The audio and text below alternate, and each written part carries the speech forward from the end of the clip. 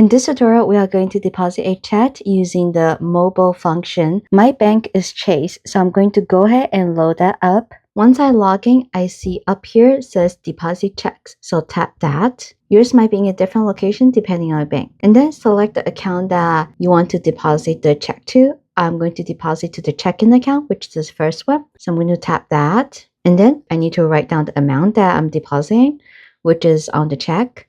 Then there are two buttons. One says front, one says back for me to take the photo of the check.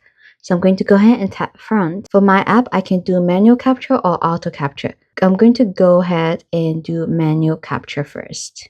Once I've taken the photo, I can choose to retake or use. Let me go ahead and use this. And then for the back, I need to endorse the back of the check and write this message. So depending on your bank account, it might want you to write a different message. Now I have written the message, I'm going to go ahead and take the back picture. And then I'm going to tap use. And then confirm the details. Then tap next, deposit. And then that's it.